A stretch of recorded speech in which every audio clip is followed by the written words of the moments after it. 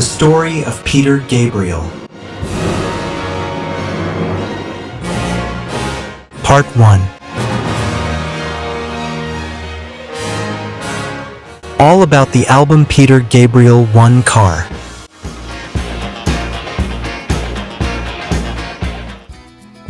Musicians who recorded the album: Peter Gabriel. Lead vocals, keyboards, flute, recorder. Robert Fripp. Electric guitar, classical guitar, banjo on Excuse Me. Steve Hunter. Acoustic guitar on Salisbury Hill, Slow Burn, and Waiting for the Big One, electric guitar, electric rhythm guitar, pedal steel. Dick Wagner. Backing vocals, electric guitar on Here Comes the Flood. Tony Levin. Bass guitar, tuba, leader of the Barbershop Quartet on Excuse Me. Joseph Kairoski keyboards, additional vocals on Excuse Me. Larry Fast.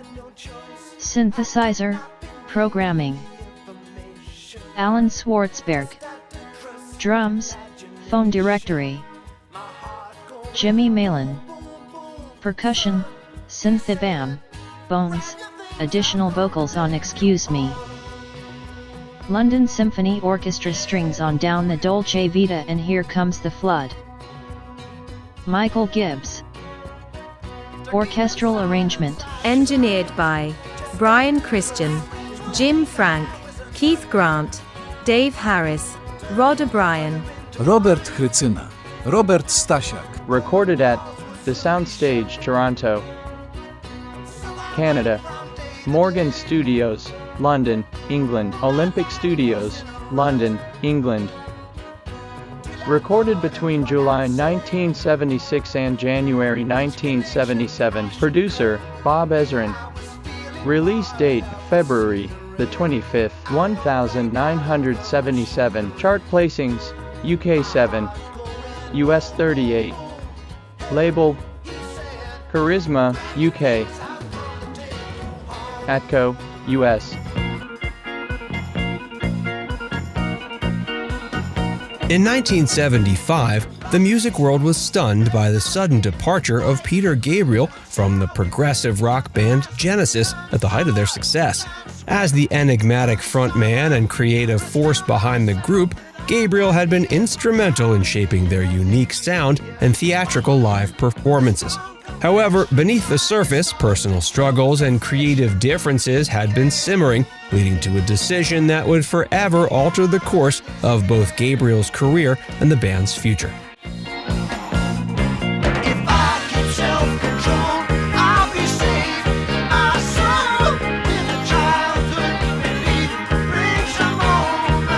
As the band began to develop their unique sound, blending elements of classical music, folk, and rock, it was clear Peter Gabriel was a driving force behind their creative vision. With his powerful vocals, poetic lyrics, and flamboyant stage presence, Gabriel quickly became the face of Genesis, captivating audiences with his theatrical performances. In the early years, Genesis struggled to find their footing in the competitive music scene, but his innovative approach to live shows helped them stand out. Peter would often don elaborate costumes and makeup, transforming himself into various characters to bring the band's complex storytelling lyrics to life. From the flower-headed figure in Supper's Ready to the sinister Rael in The Lamb Lies Down on Broadway, Gabriel's performances were as much a visual spectacle as they were a musical experience. As Genesis continued to tour and release albums, their fan base grew. Behind the scenes, Gabriel was also playing a crucial role in shaping the band's artistic direction. His contributions extended beyond music, and he also had a hand in designing the band's album covers and stage sets, ensuring every aspect of their presentation was a reflection of their unique vision. As Genesis' success grew, so did Gabriel's influence within the band. His charismatic stage presence and creative vision had helped to define the band's identity, and he was widely regarded as the driving force behind their rise to prominence. But tensions were beginning to simmer beneath the surface. His vision for the Lamb was grand in scope, but as the band worked tirelessly to bring his concept to life, disagreements arose. As a restless artist, he found himself drawn to other forms of expression, particularly film and multimedia projects. He began to explore the possibilities of integrating these elements into their live shows, but his ideas were met with resistance from some of his bandmates. I had been contacted by William Friedkin, who'd just done The Exorcist, which was a hot film at that time, and really well-made film. And he had great ideas for sort of revolutionizing Hollywood and bringing in whole new teams of people who'd never worked in film before. And he wanted me in to work on ideas, story ideas and visual ideas. As the strain of the album's production and the subsequent tour took its toll, Gabriel also found himself grappling with personal challenges.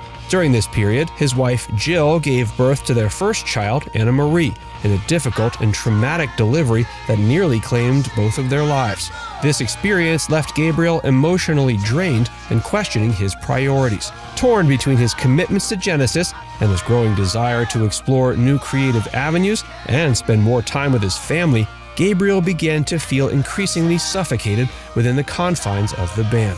Despite the success of The Lamb Lies Down, which would go on to be regarded as a seminal work of progressive rock, Peter knew something had to give. As the tour drew to a close, he made the difficult decision to leave Genesis, a choice that sent shockwaves through the music world and forever altered the course of both his own career and the band's future. It was the time of the birth of my first child, and there was a really rough birth, and the hospital didn't think she was going to make it, and she spent first month in an incubator. Now, to me, there was no question of priorities, living being and a record, and we were in the middle of making Lamb Lies Down, so I was spending a lot of time at the hospital. The decision to leave was not one Gabriel made lightly. In the months leading up to the announcement, he spent long hours in introspection, grappling with the weight of his decision. He thought about his family, particularly his young daughter, and the toll that his busy schedule had taken on his personal life. The idea of embarking on a solo career became increasingly appealing. As he began to confide in his bandmates about his intentions, they were initially shocked and dismayed. They had always seen Gabriel as the heart and soul of Genesis, and the thought of continuing without him seemed almost impossible. They tried to convince him to stay, offering compromises and concessions, but Gabriel's mind was made up. In a heartfelt statement, he explained his decision to his bandmates and the world, emphasizing his need to focus on his family and personal growth. I guess it was somewhere around autumn '74, that when I decided to quit. That was very hard, but it was definitely the right thing for me to have done.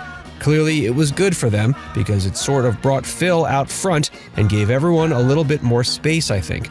I always look upon that time as a healthy part of growing up. The news of his departure sent shockwaves through the industry and left fans reeling. Many wondered how Genesis could possibly continue without their charismatic frontman. As Peter stepped away from the band, he did so with a mix of sadness and anticipation, knowing he was closing one chapter of his life but opening the door to countless new possibilities. Peter Gabriel officially announced his departure from Genesis on August 15, 1975, following weeks of speculation that a split was about to occur.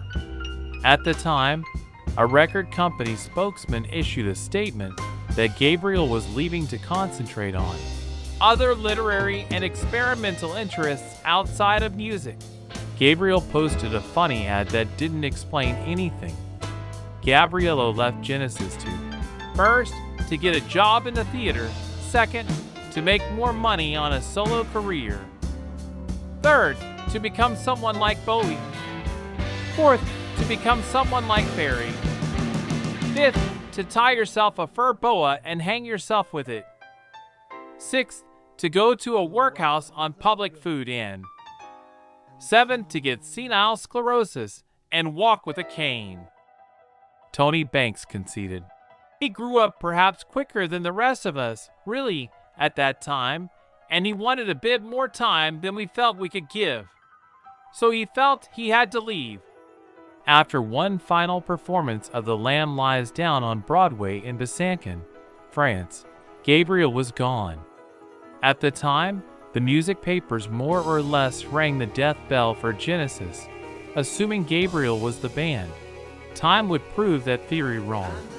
Contrary to frequent rumors, Genesis drummer Phil Collins, although he replaced Gabriel as vocalist, was not behind his departure from the band. People always think in shorthand. They think that if I replaced him as vocalist, it means that I kicked him out. It's all nonsense. I love Peter to this day.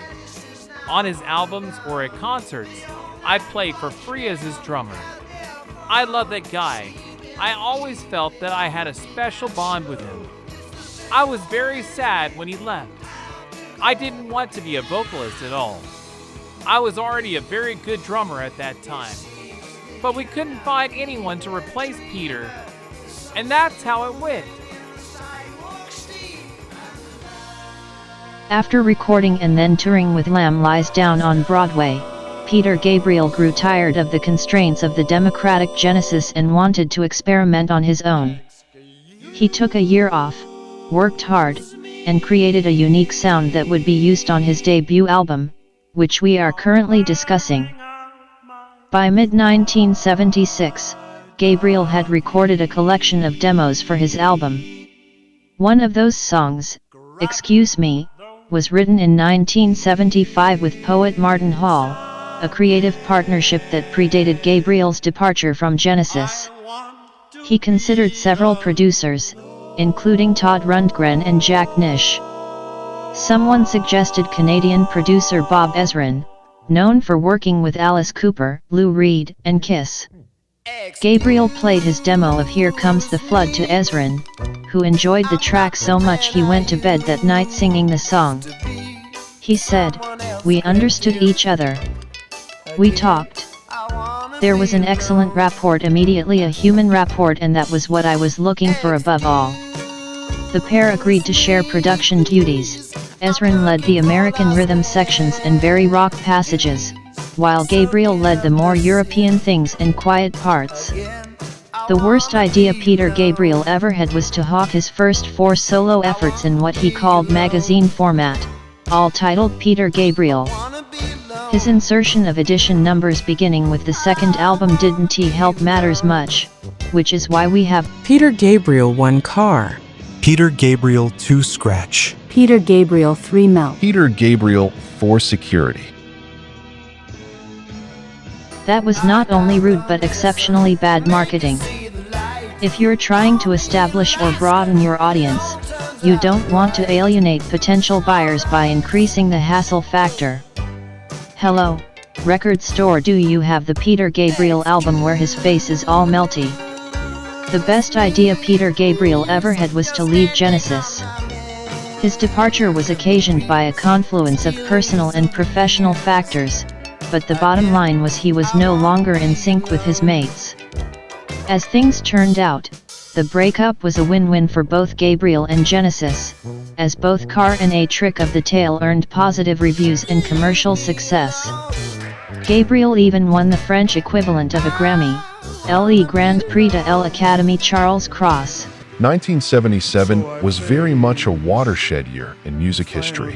Elvis Presley, the poster boy of the seismic shift in the 1950s popular culture that was rock and roll, was dead, having a living parody of himself. Glam rock, which had sparked brightly with such acts as Roxy Music, Slade, and T-Rex, had ended in a puff of glitter, and the inflated self-importance of progressive rock with its multiple-channel mixing desks and double gatefold concept albums, as exemplified by the likes of Yes, and Yelp, was lumbering like the dinosaurs, under the weight of complex time signatures and Spinal Tap-like live shows.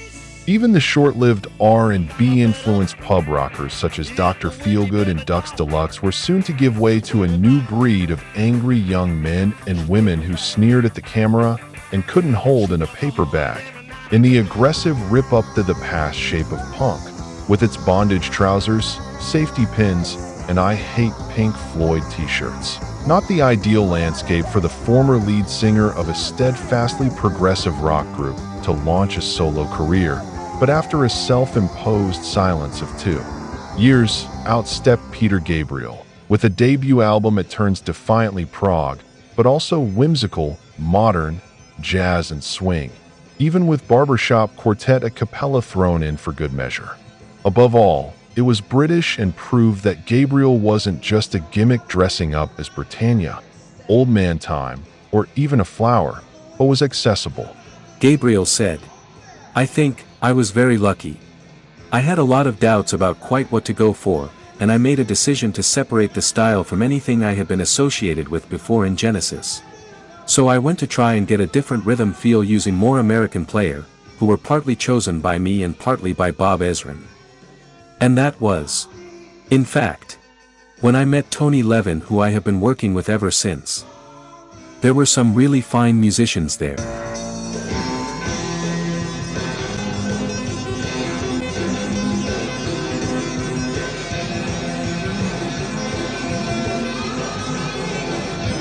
Ezrin's mighty ego, 24-karat gold necklace $, and, worst of all, his whistle very early on started to annoy some of the band. "It reminded me of going back to school when you know you haven't done your homework," says Larry Fast. Ezrin had a postman's whistle. He would walk up to anyone who was doing something he didn't like and blow the whistle at them. You lived in terror of him. Peter was terrified of exposing himself to all these hotshot musicians who had never heard of Genesis. Fast remembers. "It was very intense and tense at the same time. We broke into two distinct camps. Ezrin's boys went off to dinner and had $200 bottles of wine, which Peter would be paying for. Peter, Robert and I would go to a vegetarian restaurant for our little intellectual discussions and talk about how the album was going. Peter was going for a very different sort of album from what he had worked on before, and this was part of the price for breaking the mold. I didn't hear him complain about it, but Peter doesn't like anyone else to waste money, so I am sure he resented it." Before Gabriel, Bob Ezrin had produced every Alice Cooper album, Lou Reed's, Berlin, and Destroyer by Kiss. He had no time for Genesis-style agonizing, though he did appreciate meekness in others. If there's anything that made me want to work with Peter Gabriel in the first place, it was his natural sense of humility. Humility in the Christian sense of the word, in that he is a humble guy. I was impressed that a person that brilliant could also hold himself on such a realistic of esteem. Then I knew it would be a most fruitful match. Ezrin F's to sounds writer Barbara Cherone. He's so damned inventive. He's not a liner thinker. Because of that, his inventiveness goes off in 1,000 different directions. Consequently, he needs someone to hold him down to the very best of his good ideas. All I do is edit him, cut out the bits that aren't necessary and reduce the thing down to the bare essentials. That way it's all great stuff. People criticize me for my attitude and say it's sterile, 'cause I say I'm in it for the bucks. But this is a job, a profession. Bob Ezrin remembers. One of the most impressive and diverse resumes in the history of music, really, is Bob Ezrin. And just to give you a little bit of the framework, producer of Pink Floyd's The Wall, Peter Gabriel's debut album, Kiss Destroyer, classic early albums of Alice Cooper, Rod Stewart, Deep Purple, Jane's Addiction, and most recently working with U2. Bob Ezrin has been kind enough to pop by the Showm Studios. It's my great pleasure. Legendary Showm. I'm happy to be here. Bob Ezrin talking to CBC Radio in Canada in May 2019 about the making of the album. So, then we got together in Toronto. I put together a band. We made this record here on Hazelton. I had a studio here by then. Hazelton Avenue is the address of Ezrin's Nimbus Studios, which was really good, and I was quite sure it would work well for him. I didn't want to be away from my family any more than I had to, and so I put together a band, which was like the Dirty Dozen. A bunch of people he had mostly never met before, including Tony Levin, who has stayed with him all this time, and Steve Hunter, who played the guitar part, referencing Salisbury Hill, and Jimmy Malin and Alan Schwartzberg, a phenomenal drummer. He introduced me and Peter to Larry Fast, who came and played synthesizer, and Joey Kyrowski, who was in a band called Crowbar, who played piano, a local guy. And Peter said, "Can I have a Brit?" And I said, "Oh, okay, you can have one draft pick. Who do you want?" "Well, I'd like Fripp." So I said, "Can't you get someone who's decent?" So we brought Fripp over to join the band. This group of people. I like to say that miracles happen when you have a confluence of disparate, brilliant personalities. These were as different as you could get. Everyone came from a different discipline and had a different background. But when they got together and started playing this stuff, which they did live in the studio, it was unbelievable, magical. Ezrin's stance could hardly have been more opposed to Gabriel's. Yet, Gabriel found the no-nonsense Ezrin refreshing and stimulating after the posturings within Genesis. He also needed Ezrin because he lacked the confidence to direct such seasoned musicians. Never before or since has Peter Gabriel surrendered so much artistic control. Ezrin gave the album a live feel lacking in Gabriel's piecemeal and what Fast called pointillistic later method of working. Robert Fripp's minimalist approach was the opposite of Ezrin's, as was his attitude to the music business. Being commercial was his last concern. Gabriel has admired Fripp work. Fripp reluctantly played on Gabriel's first album out of friendship. Ezrin was not enamored with him, and kept trying to make him play rock guitar, a style Fripp could not stomach. I liked a lot of the material on that album, but I have severe reservations about the way it was recorded and the kind of pressures Peter worked under. Basically, it was the producer's album, with Peter as an excuse for the producer to make his solo album. This was how I read it. Peter maintains that choosing Bob was the right decision, that it was what he needed at the time. Bob gave him a lot of confidence, push, and support. But I have other considerations. I wasn't really allowed to be myself on that album, and if I'd had the courage of my convictions, I would have left on the second day. In fact, when I agreed to do the album, I said I reserved the right to leave if it didn't work out. But in fact, when you turn up, and you're booked there for 2 or 3 weeks, and you're doing a friend's album, you don't actually turn around and leave. I originally agreed to play on the album pseudonymously, and that was a number in itself. I had a lot of pressure put on me to have my name on the album, which I was unhappy about, because I didn't feel that Robert Fripp played on the album. The album took 3 weeks to record in September and October 1976, with extra sessions in London and New York, and was released in February 1977. I am not sure he was making the album he was shooting for, said Fast. That, he believes, did not come until the third album. But for Richard MacPhail, this album was crucial. He saw Gabriel maturing into an artist, adulthood through it, and believes that tracks like Salisbury Hill, Moribund the Burgermeister, and Humdrum are among his best. After the first hit album and single, and a successful audience response on the tour, despite a phenomenal financial loss of $200,000, Peter Gabriel looked set to fulfill expectations that he would soon be a major rock figure to rank alongside David Bowie and Bryan Ferry. But though he enjoyed his commercial success, Gabriel was not happy with all of Ezrin's work. Peter Gabriel remembers. With the first album, I just left Genesis and had been used to having roles defined, and so suddenly to find myself in a studio full of serious musicians, serious in terms of their ability and what they'd done and so on, was unnerving. It took me 3 albums to get the confidence and to find out what I could do that made me different from other people. And the first record really was a process of trying. I'd chosen Bob Ezrin to produce the album after having met with many producers, and he was based in Toronto at the time. We were working in his studio there, and there was a selection of people that he'd recommended and some that I'd brought in. It was an interesting thing to see how it would work. I really wanted the first record to be different from what I'd done with Genesis, so we were trying to do things in different styles. A bit of barbershop, which Tony Levin helped with. There were more bluesy things, a variety of songs and arrangements that were consciously trying to provide something different than what I'd done before. The sessions were in wintertime in Toronto, and there was a lot of snow around. I had a bicycle, and that was a good way to discover Toronto.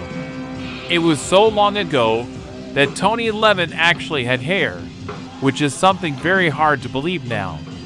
He's been bald for so many years, and of course now I'm the same way myself. But looking back at the photos, that was the most shocking thing. The album cover was done with Hypnosis, who I'd worked with a little bit during the end of the Genesis period in Storm Thorgerson and Peter Christopherson, particularly from there. I think that they are very important in the way that album sleeves have developed over the years. Storm had a very dry, laconic sense of humor that made it a lot of fun to be around him. You ended up the butt of some of his jokes, but I always enjoyed working with him, and it was actually his car that I was sitting in on the front cover. I liked the idea of the water, and the black and white and the blue color. The picture was taken in Wandsworth, London, in Storm Thorgerson's car, a Lancia Flavia. It was sprayed with water from a hose, and Peter sat in the passenger seat. Originally in black and white, the artwork was then hand-colored, and each droplet highlight patiently scraped clean with a scalpel by Richard Manning. One idea I'd had for that first cover was to do mirrored contact lenses, and it took me about a month to find someone who would manufacture mirrored contact lenses. Someone in America, I think in Boston, agreed to do it, but they made me sign something that if I damaged my eyes, they wouldn't take any responsibility, because they'd put a bit of mirror on the back of these hard lenses. They were very painful to wear, but the effect was fantastic. It was like having steel balls for eyes. I remember putting them on in an airplane at one point and scared quite a few people, which gave me a lot of pleasure at the time. But eventually the mirror gradually eroded from the back of the lenses. Another photo session around that time, which I enjoyed, was with Terry O'Neill, who's a really good photographer. I wanted to do this smoking underwater thing, and he found a place in London which was this old 70s disco with colored lights and a mini pool in the center of it, which I'm sure they would fill with scantily dressed young ladies in a very Hefner 70s vibe. I went in this pool to get filmed and the lights had shorted, and so I got quite a shock underwater as I was doing the filming. But that was quite fun, that session. The first time I went out on the road with another band, other than the one I had grown up and been to school with, was also a very different experience. Some of the musicians were very much professional musicians and would be flying back to New York between dates to do early morning jingles. Others came from a similar background to myself and were more about the music than maximizing the income. But it was a lot of fun, and I remember we had this percussionist, Jimmy Malin, who sadly died, but he was always a great performer and used to have these two huge gongs at the back of his percussion kit, and he would set them up very carefully before the show, and they would be up above, so that he had to jump up to the top height he could reach before he could hit the center of them. So it was always maximizing the drama. The video for Modern Love was done with this director Peter Medic. I'd seen the film The Ruling Class, which I really enjoyed, a great film with Peter O'Toole, and he did that with me in Shepherd's Bush. They were just putting in this new shopping center with moving escalators, which seemed very of the future at the time. We did something with Salisbury Hill later, just messing around at Real World with a painter friend of mine, Graham Dean. Unfortunately, we didn't really have budget to do much in the way of video at that time. Here is an interview that Peter Gabriel gave to British television in 1977. It mainly concerned matters related to his debut album. Hello, you're listening to this week's number 16 Sound in the Chart, and it comes from a man who's achieved solo success both sides of the Atlantic, Peter Gabriel. Hello, Hi. Peter, and welcome. Now, Peter, I know that everybody watching will be aware that up until 1975 you were frontman and vocalist for Genesis. I don't really want to talk about that. I'd like to ask you what happened after you left. What did you start to do? Well, I disappeared for a while and sort of got out of the music business and began to follow up some of the things that I'd lost touch with. Did some yoga, meditation things, gardening, making babies, sort of pleasant activities. You learnt to play the piano as well, I gather? Well, I used to play piano a bit, but I improved it marginally. Now then, at some stage along that, in the middle of all that, you decided that you wanted to get a solo career going and wanted to record. I suppose it must have been very important then to find the right person to work with, the right producer. How did you go about that? Well, I saw a few people, both over here and in America, and eventually I came across Bob Ezrin, who was a somewhat unlikely combination, as neither I was interested in his track record or he in mine. Really? But we got on very well, and he was enthusiastic about the songs, and sort of his criticisms and the suggestions were very much what I felt the album should be anyway. So we tried some things, and I felt it worked well, so we went ahead. And you went over to Toronto to a studio that he'd designed to record in? That's right. Now, I know that you had some very top session musicians on this album, and something slightly unusual happened, because when you went off on the road, they asked to accompany you, didn't they? Which is quite unusual, because often you don't move those sort of guys out of the studio, do you? No, it was very encouraging for me, because they got involved in some of the songs, and I think they put a lot more into it. It felt more like a band than the average session album, which can sometimes sound a little cold. Yes, I know what you mean. But the fact that they are such top session guys, does this mean that that them being part of your band is a temporary arrangement? Yeah, I mean, a lot of them have other things that they're doing. But I hope maybe that a core of those people will be able to sort of work with me on future things. So I have to see what happens, really. Now, you're enjoying great success with Salisbury Hill at the moment. Now, Salisbury Hill is a hill near Bath, I gather. It is. It's just above where I live, in fact, and it's a place I like to go and sit and think, and there's a lot of local legend attached, which is one story. King Bladewood, who was allegedly 9th king of England, went to Greece to study under Pythagoras, returned to set up the first British Druid school near Bath, built 7 temples on the 7 hills around the city, and on Salisbury Hill, which is a strange sort of flat triangular-shaped hill, he's alleged to have built a temple to Apollo, where it's said that he died trying to fly like an eagle from the top of the temple. A lot of historians would dismiss all this as rubbish, but that's very good. John Wood the Younger, actually, who designed a lot of Bath, made a sort of historical account in which he expostulated this theory. So did all this go to make you want to write this song, Salisbury Hill? Well, very little, but it was sort of background, and it's a nice place to go and let your imagination ramble. Now, Salisbury Hill's doing well for you in the American charts. It's number 65. Your album, Peter Gabriel, is in the top 30. So I gather that a visit must be imminent. To the States, you mean?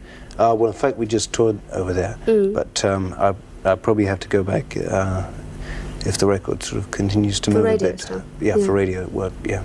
Peter, I'm surprised, I mentioned this earlier, I'm surprised that this is your first appearance on British television, chatting. Well, sort of, very nearly almost. Very nearly almost? Yes. I thought it was the first. It's not well, there was one afternoon thing previously. Oh, well, very nearly almost. Right, no, it's still a novel experience for me. Right, well, we're very glad that you came along and chatted to us. Thanks. Songs.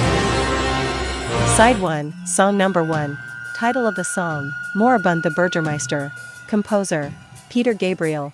Duration of the song, 4 minutes 20 seconds. Odd bubbling and beating sounds mark the beginning of the album, but when the chorus begins it all turns into a solid rock song with lots of pathos. It is the story of a disturbing case of a whole town catching St. Vitus dance. Not bad as a beginning, and the grotesque qualities leave quite a lasting impression. The listeners could be forgiven for thinking they'd bought a Genesis record upon playing the opening track.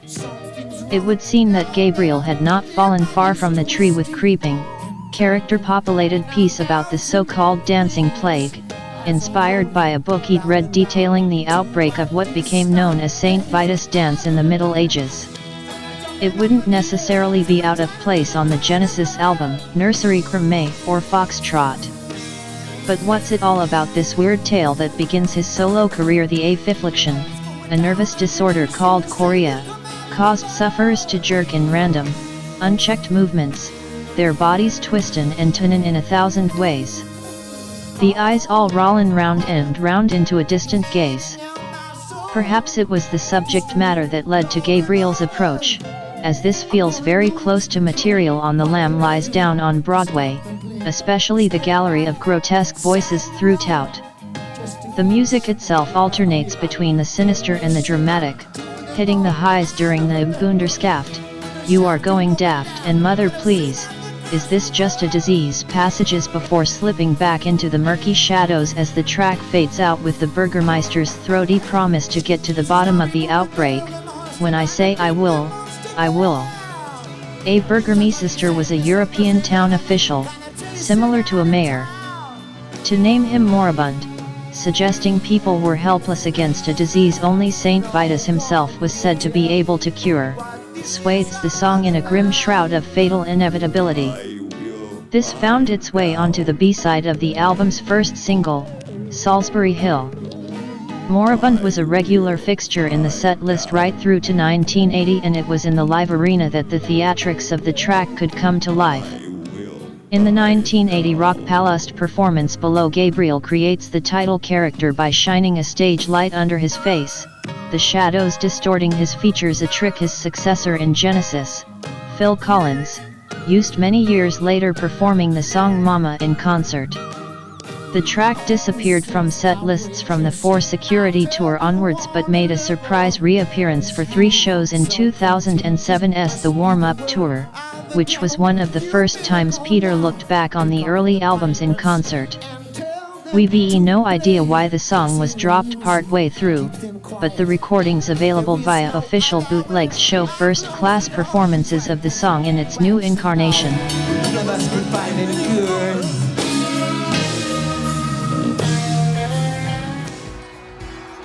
Side 1, song number 2. Title of the song, Salisbury Hill. Composer, Peter Gabriel. Duration of the song, 4 minutes 21 seconds. The second song is the most enduring hit of Gabriel's whole solo career. It begins in an unusual but driving 7/8, almost like a folk song, before it unleashes its power and ends in hunted vocal eruptions.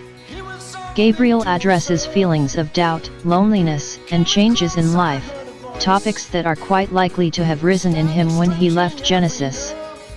Built around an acoustic guitar riff, this song is simpler than the material he'd been producing during his time with Genesis, and proved that he could, in fact, write a radio-friendly single, something that had been elusive for the band, with the exception of the quirky I Know What I Like in Your Wardrobe, which was the only Genesis single prior to 1978's Follow You, Follow Me taught treble the top 30. Salisbury Hill peaked at number 17.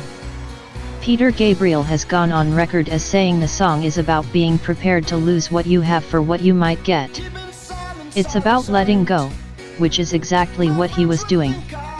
By leaving the successful Genesis, he was in effect turning his back on financial security and the comfort often experienced in a band. Clearly, the pressure had begun to take its toll, not least during the recording of The Lamb Lies Down on Broadway, when Gabriel found himself torn between being a musician in a highly successful rock band and a husband and father to his wife, Jill, and newborn daughter, respectively. The rest of the group, or at least those fellow ex-public school boys, were not sympathetic. Gabriel was the first in the band to become a father and were forcing him to choose. His position as frontman, who attracted the majority of the attention, had also become a burden. He'd actually left prior to recording what would be his final Genesis album, to take up an offer to write a screenplay with The Exorcist film director, William Friedkin, who'd subsequently got cold feet at the prospect of splitting up the band, Gabriel then returning to the fold, or perhaps that should be Flock, to complete the album. But the writing was on the wall, and having tasted freedom, it was only a matter of time before he chose the well-being of his family over the fame and fortune of the band. One can see this in the lyric, "So I went from day to day, though my life was in a rut, till I thought of what I'd say, which connection I should cut. I was feeling part of the scenery.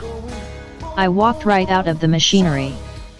Interestingly, the final line was originally written as "Make your life a taxi, not a tomb, but procedure." Bob Ezrin wasn't happy with it.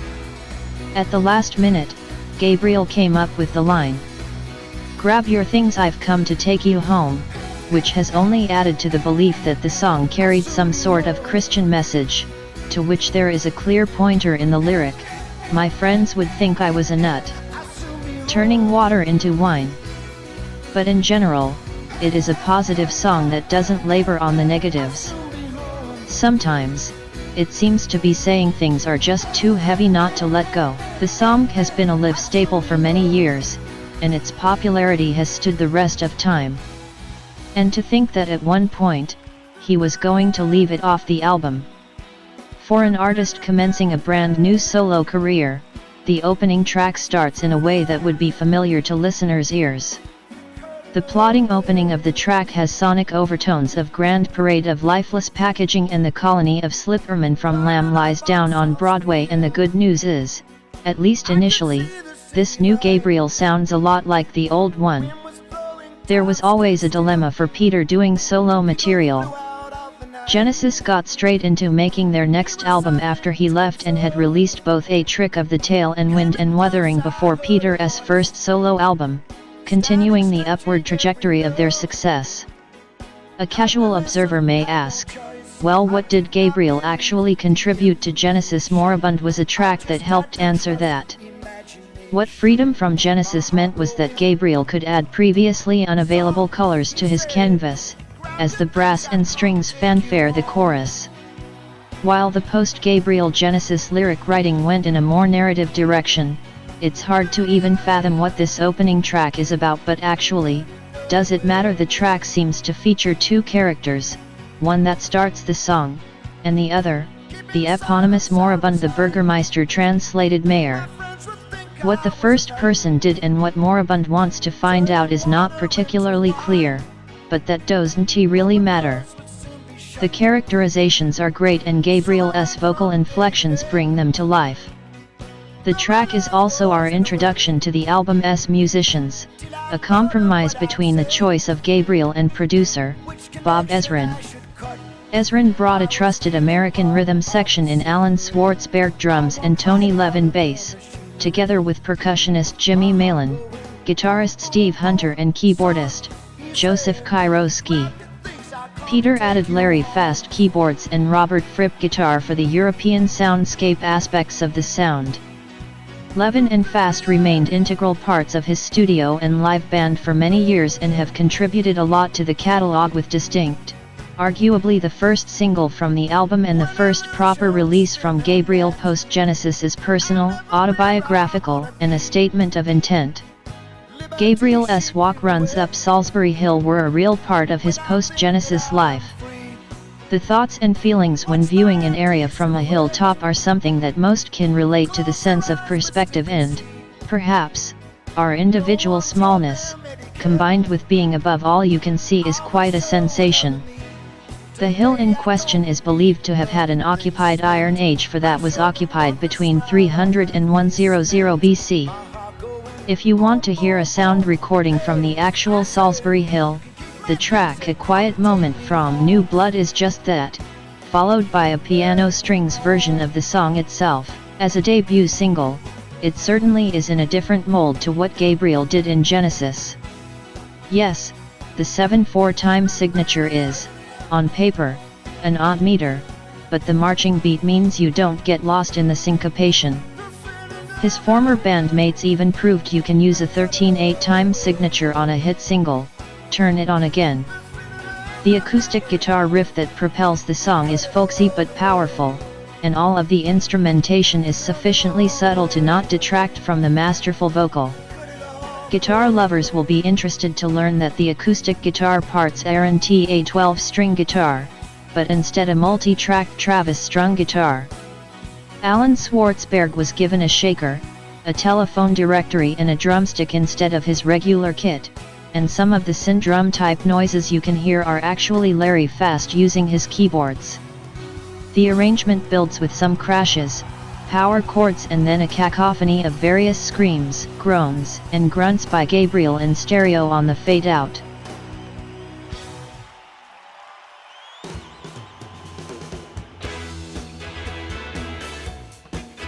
Side 1, Song Number 3. Title of the song, Modern Love.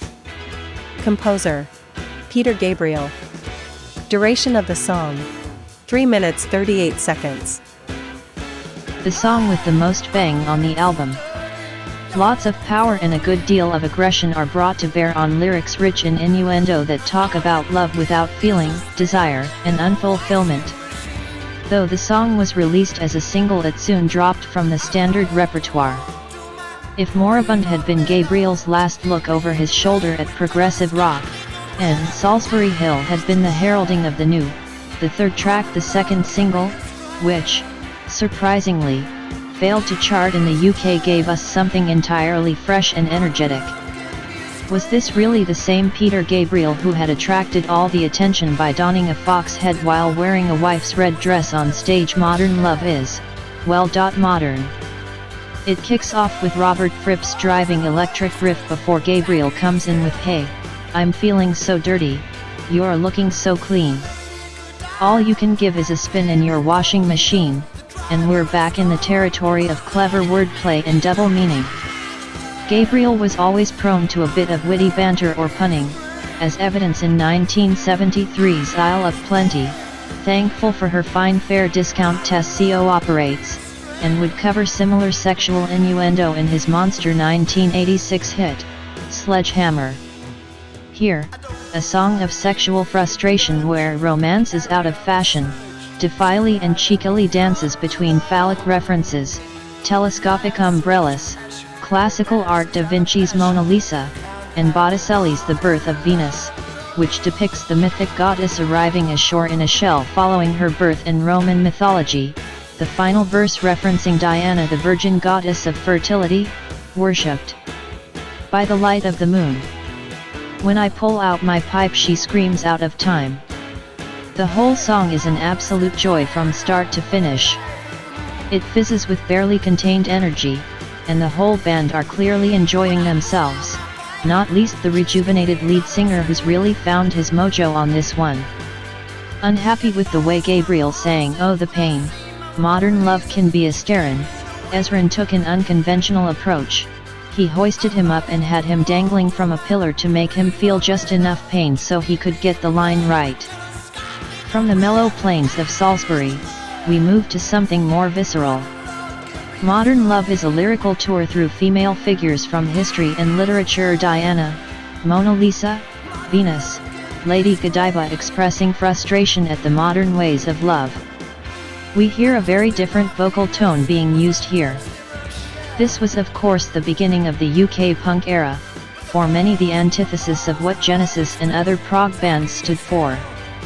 With his newfound freedom, Gabriel felt able to delve into the commercial, the experimental, and the contemporary, and aspects of this song reflect the latter.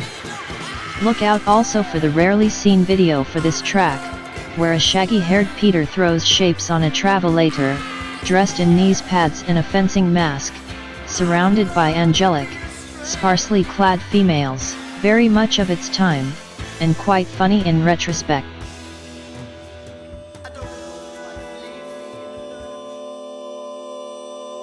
Side 1, Song Number 4.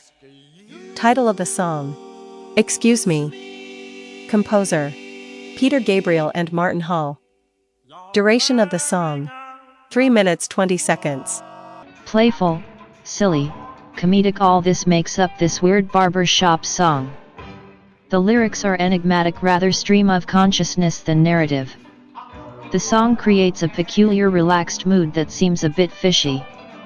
It is, however, a wonderfully eccentric introduction for humdrum and its brooding mood.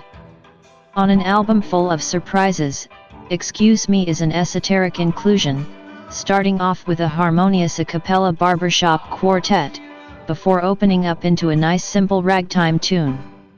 It's a mark of Gabriel's confidence and ability to compose, or, in this case, co-compose with lyricist Martin Hall, such a throwaway ditty.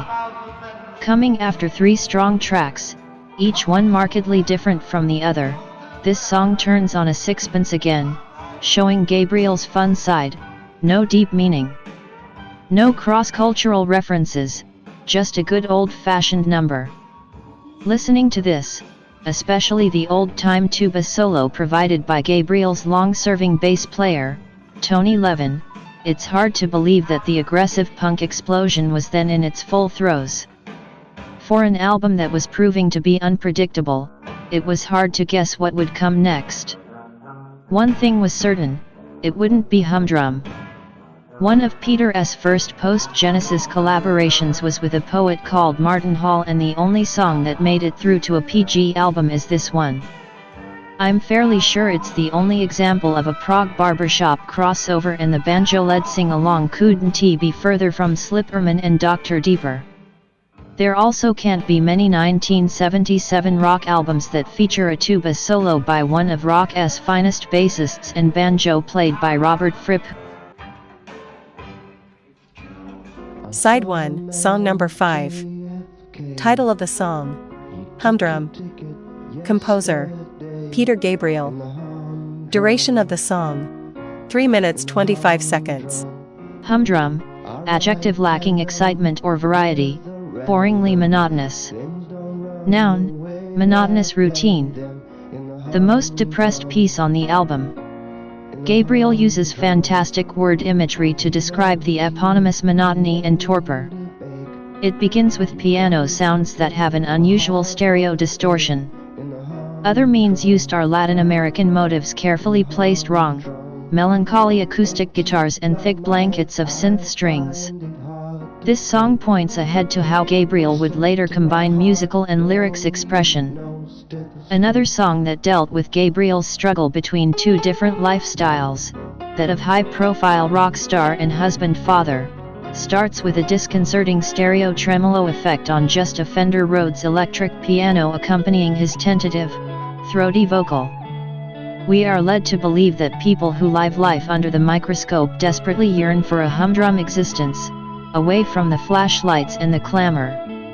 This song beautifully picks its way through the humdrum of the everyday. I saw the man at JFK Airport, formerly Idlewild, with the singer searching for the sort of life others have, but still aware he's part of the crowd. The refrain in the humdrum that concludes each simply rhymed couplet only reinforces the monotonous routine before the song changes tempo, and a Latin tango rhythm beneath an accordion gives brief color to the bleakness, before changing again as the song comes fully alive. For out of woman come the man. One senses a feeling of rich fulfillment from this ordinary life, as from the black hole come the tadpole of new life, clearly referring to the conception of Gabriel's daughter, Anna Marie, our amoeba, my little Liebschern, my beautiful love. Gabriel also uses the phrase as below, so above, which confuses a phrase synonymous with the occult, usually used to express the concept of microcosm and macrocosm, that smaller systems, particularly the human body, are miniature versions of the larger universe. By understanding these smaller systems, you can understand the larger, and vice versa, a perfect synopsis of what Gabriel is attempting to balance throughout this song. It's a song of 3 parts, broken up neatly at 60-second intervals, and thus, brings side 1 to a natural close.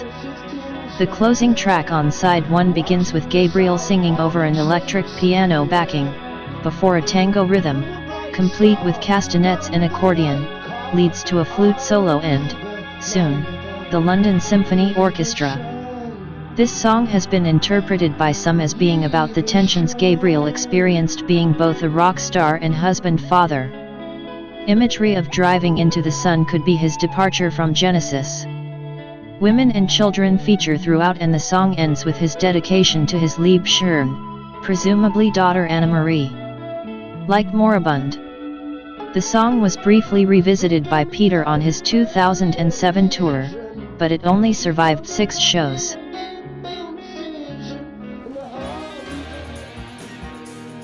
Side 2, Song Number 1. Title of the song: Slow Burn. Composer: Peter Gabriel. Duration of the song: 4 minutes 36 seconds. Back in the days of vinyl, this would be the first song on the second, altogether weaker side of the record. The arrangements are just too pretentious and too contrived. Slow Burn comes with a whining lead guitar and a strong beat. It is a bizarre love song complete with heartache. Fast changes in the speed, rattling drum fills and glam rock borrowings are meant to intrigue, but all they do is to kill of any interest in the words. There is rarely any link between the content and the music. A song about a slowly fragmenting relationship opens up side 2. It's a powerful, punchy number that carries with it not a little angst and repressed pain. The music, thoroughly modern and in keeping with the underlying anger of the times, crashes in with Gabriel in full voice, rasping and angry overt power chords. From the outset, we have 2 protagonists, character actors from the Tower of Babel, who are not communicating. In biblical literature, the Tower of Babel was built in an attempt for man to reach the heavens, but God intervened, causing the workers constructing the building to not understand each other, and the tower was never completed. Was this Gabriel and his wife Jill experiencing the first strains of their marriage shortly after the birth of Anna Marie? Jill had left the family home in what one assumes was some sort of postnatal depression, clearly at odds with the role she was expected to fulfill. Both had had affairs, but both equally wanted to save the marriage. It's all here in this son, bewildered, bummed out, through broken eyes and contact lenses, kisses of flame blow out of your lips. You're back telling me your apocalypse, are all a couple whose love is dying. Like lovers who rage with recrimination then seek reconciliation, so too does the song. 1 minute big and noisy, the next calm and reflective, before blowing up like a storm once more.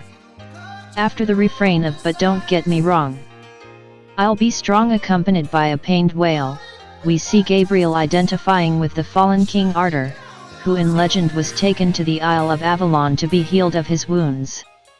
Later, as if desperate to keep the relationship from falling apart, he sings "Darling, we've got to trust in something.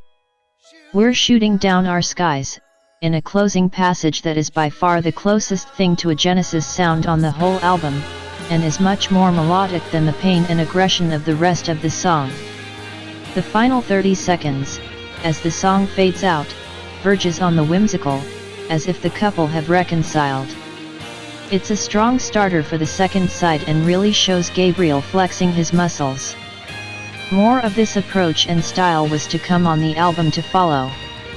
Before fascinating lyrics arrives, Slow Burn kicks off with a searing guitar solo from Bob Ezrin regular Dick Wagner. Biblical imagery of the Tower of Babel and the Apocalypse, combine with a tale of escape from somewhere or something, before a refrain asking someone to stay the night.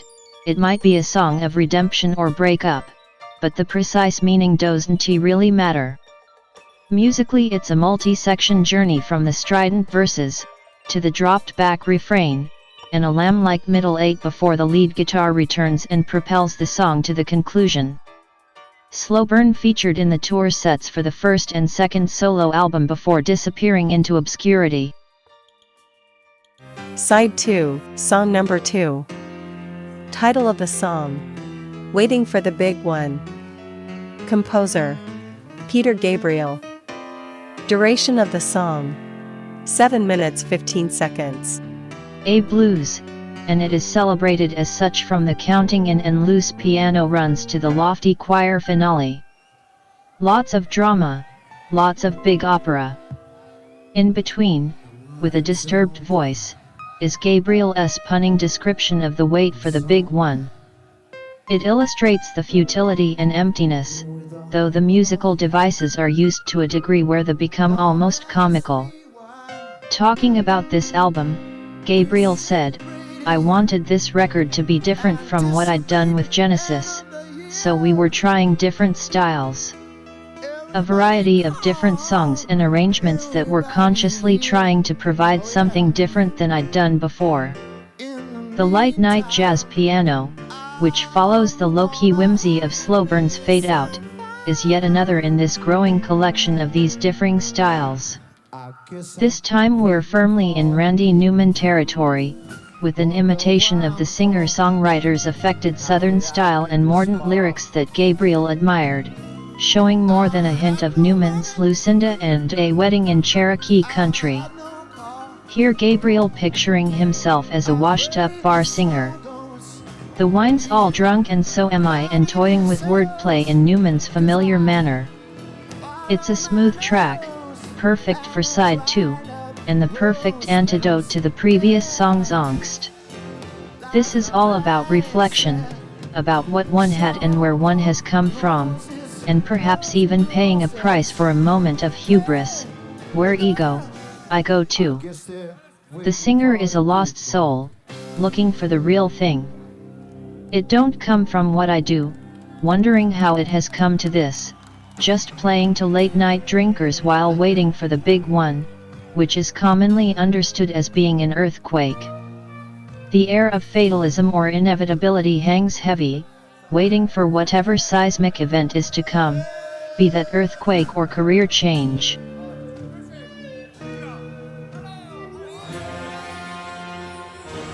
Side 2, song number 3.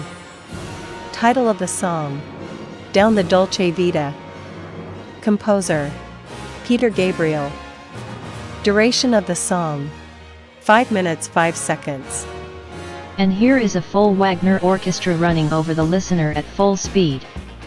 It retains the energy and continues as a rock song. The lyrics express a certain enigma and futility again, but do so with a grand gesture. Lots of gimmicks in the arrangements, such as the general pause in the middle part vie for the listener's attention. It would take Gabriel more than 3 decades to be able to create suspense by these means in his Scratch My Back project with Bob Ezrin again as a CO producer. Numerous musical turns convey the mood of the lyrics less successfully than Gabriel may have hoped for. La Dolce Vita, Italian for the sweet life or the good life. This recording was an elaborate featuring the London Symphony Orchestra and marked Gabriel's first brush with an orchestra, an event that was to come to fruition far in the future. The song introduces the character, Aaron and Goram, who set out on a journey across the sea.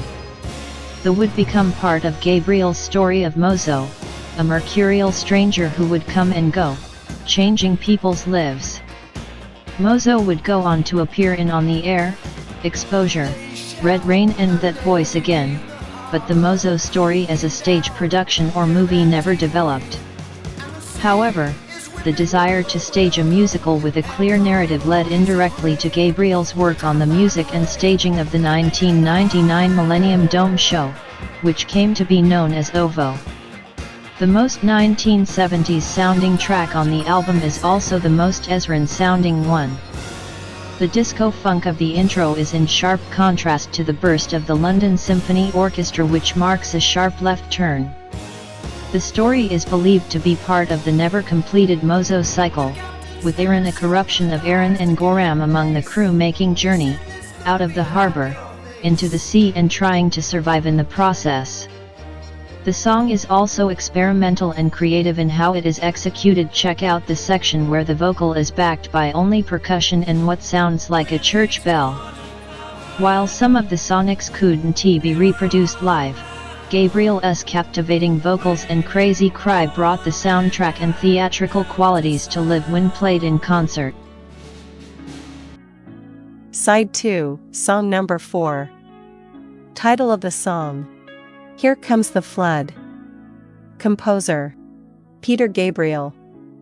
Duration of the song, 5 minutes 38 seconds. Gabriel himself would later call this version of the song overproduced. Unfortunately, the studio team could not think of anything else but to turn the eschatological visions of inner torpor into a catchy anthem by the usual devices of blues rock, dramatic changes in dynamism, elegiac guitar solos and beating tambourines. In biblical terms, the Great Flood was God's way of cleansing the world of what was perceived as its sins. As a metaphor, it's one that Gabriel leans towards more than once in his oeuvre. Here, however, what starts as a simple, innocent beginning, that finds a soul voice detailing the forthcoming apocalypse, signals gave on radios or early warnings generated by the nuclear threat of waves of steel hurled metal at the sky. And as the nail sunk in the cloud, the rain was warm and soaked the crowd, ends with civilizations being wiped out in an instant, in the thunder crash you're 1,000 minds within a flash. The song opens with simple, long piano notes. Gabriel's voice doesn't have the angry rasp of slow burn, the Newman-esque waiting for the big one, or the characters that populate Moribund. Here it's presented in its natural form and is all the more effective for it. He starts quiet, building along with the music before pulling back to allow Robert Fripp's guitar and Alan Schwartzberg's drums to carry the weight of the track. Drums are employed more effectively on this track than any other on the album. Tony Banks often likens Gabriel's singing voice to that of an instrument, and no more is that evident on his album than on the closing track. It's an epic that hides its power at the start, with a small sound that builds like the oncoming deluge to end big. It would come to become a live favorite for many years to come, often with Gabriel accompanying himself on piano. The song debuted during an appearance on Thames Television's Good Afternoon in the summer of 1976, months ahead of the album's release. Gabriel re-recorded it in an alternative version for inclusion on Robert Fripp's 1979 debut solo album, Exposure, pointing to the 1990 recording that was included on the Shaking the Tree compilation. It was also performed during Gabriel's appearance on Kate Bush's BBC Two TV special in December 1979, introduced in an angelic choral trio, with Bush playfully riffing on the idea that Jonathan King originally had for the name of the band, Here Comes the Man with His Tale to Tell, and some have named him Peter the Angel Gabriel. What can be said about this closing track along with Salisbury Hill? It has been a very consistent feature of Gabriel's set lists, and has appeared in a variety of versions. At its core, it is a piano ballad written in the immediate aftermath of leaving Genesis. We can speculate whether it was inspired by those events, but Gabriel himself explains the story behind the song as being inspired by shortwave radio, and a society where people can read each other's minds, exposing the honest and the dishonest. The flood is a psychic one, as people's minds and motives are revealed. It's also thought to be part of the Mozo story. Demos circulate of a 1975 recording of the song with, it is rumored, former Genesis companion and school friend, Ant Phillips playing a quite flowery piano arrangement. When the song was presented to Bob Ezrin, he saw its potential to be an epic production number. Gabriel's vision for a more simple, stripped-back, fragile arrangement didn't make the final cut. For something closer to his original intention, check out the version on Robert Fripp's Exposure album. A further version was included in the 1990 compilation Shaking the Tree in a piano vocal arrangement. My favorite version is a version from a BBC TV show focused on Kate Bush, on which Gabriel features as a guest. Completely solo, with his voice at the height of its powers in 1979, it shows the man, perhaps now associated with albums which take years to make with multi-layered production, accompanying himself and conveying the passion and power of the song.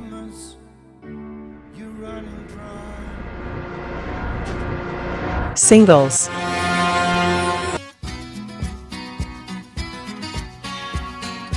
To promote Peter's first album, 2 singles, Salisbury Hill and Modern Love, were released.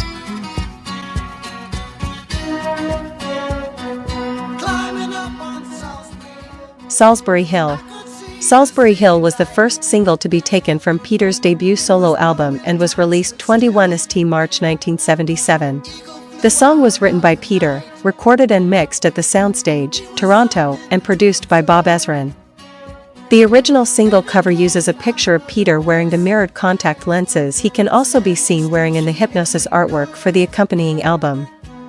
Some European single releases used a different image of Peter without the mirrored lenses. First charted in the UK April 9, 1977, peaked at 13 and stayed in the top 75 for 9 weeks. In the USA, the single reached number 68 on the Hot 100 on May 21, 1977, and spent 8 weeks on the chart. Its beautifully syncopated rhythm is utterly addictive, was the verdict of Caroline Coon in her single review for The Melody Maker. Originally, no promo video was produced for the single, though one was created later under the direction of York Tillier, encompassing a mixture of material shot by Peter, Graham Dean, and Jerry Chittera in 1990, elements shot by Peter and Peter Campus in 1977, some home movie footage and excerpts from the film Cabbages by David Stewart and Wesley West. We did something with Salisbury Hill later, just messing around at Real World with a painter friend of mine, Graham Dean. Unfortunately, we didn't really have budget to do much in the way of video at that time. The song has been released as a single a number of times, including reissues in 1982, Old Gold, and 1990, to promote the release of Shaking the Tree, but the original single was available solely as a 7.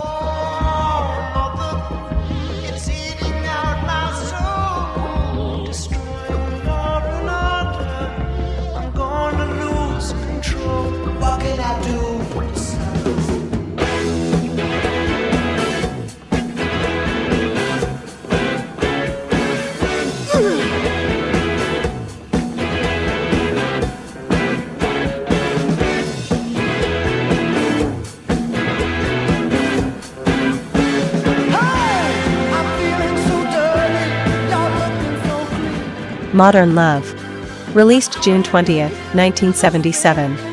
Modern Love was the second single to be taken from Peter's debut solo album and was released in June 1977.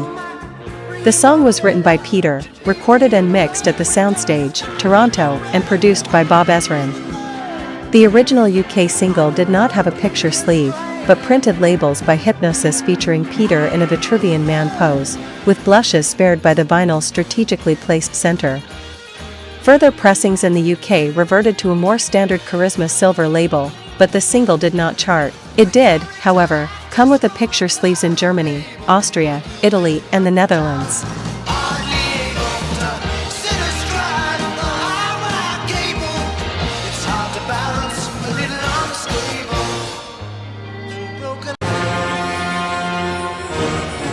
Album reception.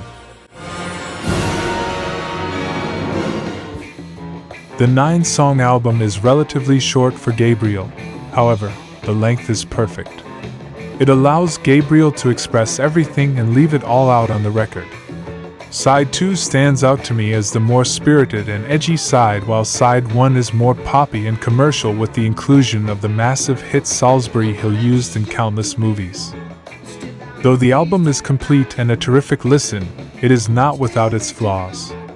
Waiting for the Big One is overdrawn and goes on for far too long. It's a simple blues song that drags for over 7 minutes. Luckily, the album finishes extremely strong and saves the second side. All in all, a complete album that has its stumbles, but where it begins to lag, it picks up and drives forward like no other Genesis album. This is Gabriel finally breaking free of Genesis's chains and coming into his own. Peter is home again. Rolling Stone critic Stephen Demarest described Peter Gabriel as a grab-bag collection of songs that bear little resemblance to one another, and called it an impressively rich debut album. Robert Christgau of The Village Voice found it a lot smarter than Gabriel's past work in Genesis. And despite noting that every time I delve beneath its challenging textures to decipher a line or two, I come up a little short, felt that the album was worth considering. Billboard magazine felt that Gabriel's vocals were well-suited for the varied instrumentation and stylistic choices found on the album. Nick Kent, writing in New Musical Express in 1978, said that Peter Gabriel was a fine record with at least 124-carat irresistible classic in Salisbury Hill and a strong supporting cast of material that, all in all, in a year besmeared with great albums was, in retrospect, sorely underrated. Making a clean break from the pastoral symphonic style of Genesis, Peter Gabriel's first solo album sees him apply his theatrical approach to singing to a set of intriguing art rock pieces, produced, and occasionally overproduced, by the legendary Bob Ezrin. It's an entertaining enough album, though I think it bogs down around the middle, with both Excuse Me and Humdrum being extremely skippable, but I can't help but feel that it represents a lost opportunity. To my mind, Gabriel should have been able to something a bit more interesting and unexpected with a backing band, including talents like Robert Fripp and Tony Levin, an encounter which would, no doubt, lead Fripp to recruit Levin into the reconfigured King Crimson some years down the line. But possibly this wasn't down to him. He's gone on record as feeling that the album was overproduced, particularly Here Comes the Flood. And having heard the sparser version he performs on Fripp's Exposure album, I'm inclined to agree. Going solo has never been a guaranteed path to success.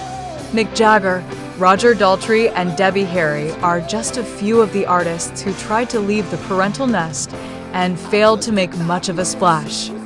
I think the problem those three artists ran into was a lack of compelling material that sufficiently differentiated them from the work of their bands.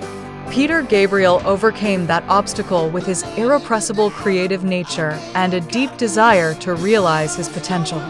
He didn't fully realize that potential in Car, but he certainly identified himself as a creative force to be reckoned with in the future. In short, the Car album is a decent start, but Gabriel hadn't quite found a compelling solo sound yet. As an album, it just isn't that cohesive. What saves it is that as a collection of songs, it's a heap of fun. Whilst the diversity of sounds on there does suggest a lack of direction, it also means that there is at least a wide range of stylistic exploration, and some of the individual songs are legitimate classics, even if others are creative dead ends. Call it a 3.5-star album that's tantalizingly close to being rounded up to 4 stars, and go ahead and round it up if you're particularly well inclined towards Gabriel's musical experimentation, which most prog fans will likely be.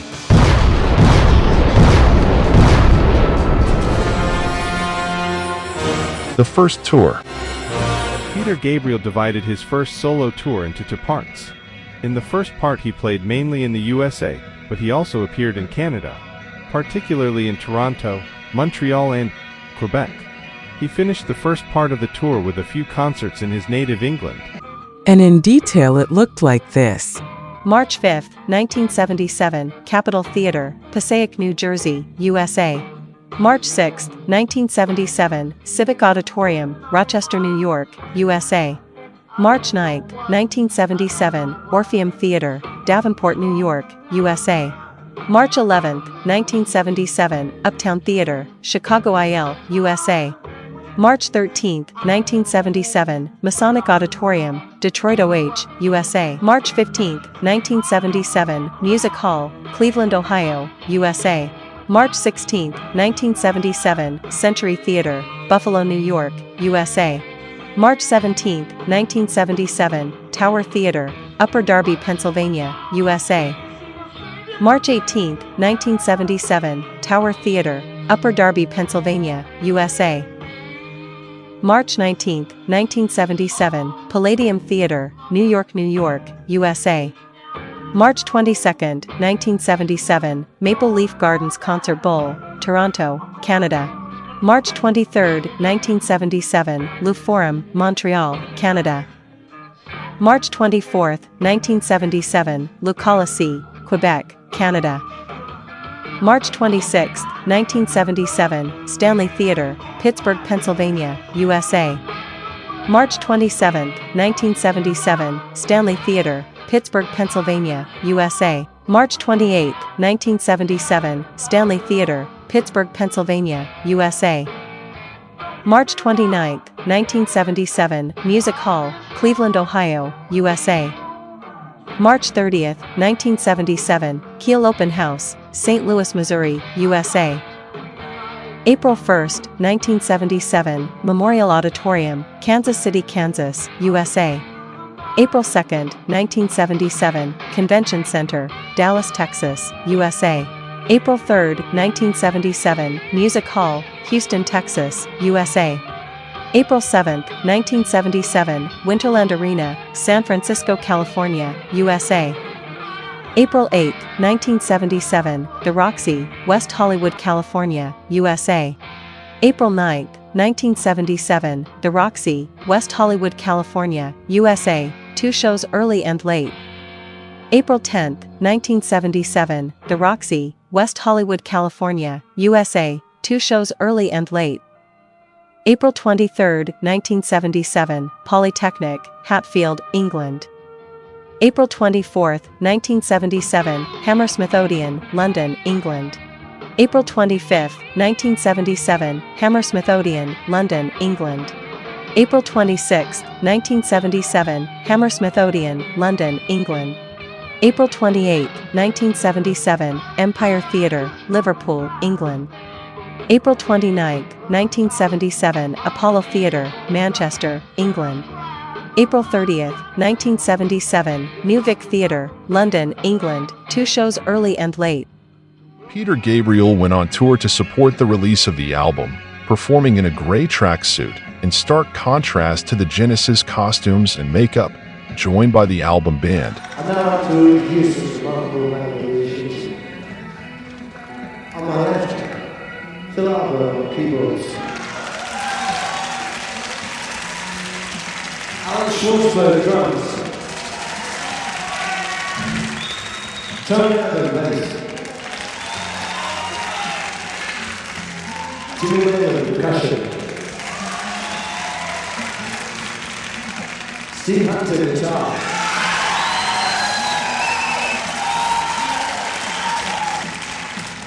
Larry Foster with the Synergy synthesizer.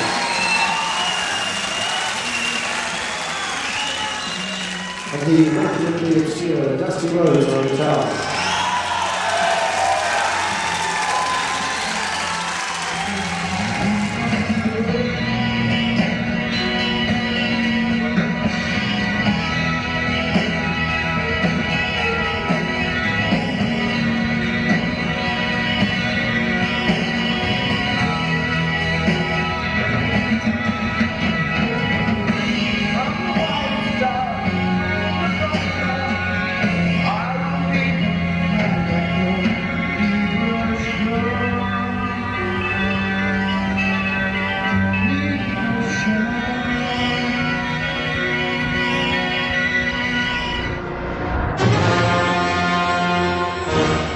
The first ever solo gig. Peter Gabriel's first performance as a solo artist took place at the Capitol Theater in Passaic, New Jersey, on either March 2, 3, or 5, 1977.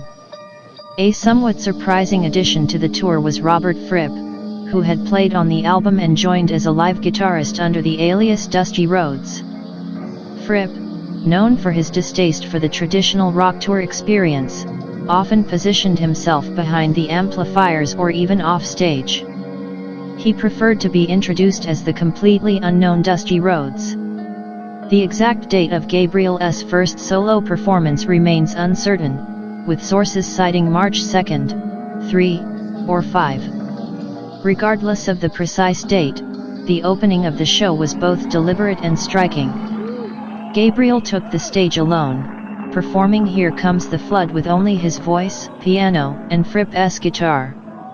It was a bold statement, shedding the elaborate masks and costumes of his Genesis days and presenting himself simply as a musician, dressed in jogging clothes.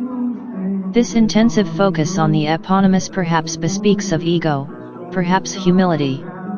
It also maybe signifies the deceptively straightforward presentation Gabriel would offer the world shorn of the makeup and costumes of his Genesis days.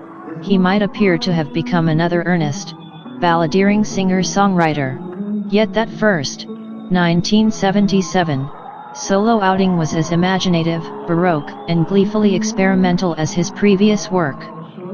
His expansive musical vocabulary gave the first Peter Gabriel what Stereogum calls a purposefully eclectic, anything-flies approach to songcraft that sometimes worked, sometimes did not. While Gabriel may have ditched the flamboyant on-stage persona, he never abandoned his visual flair.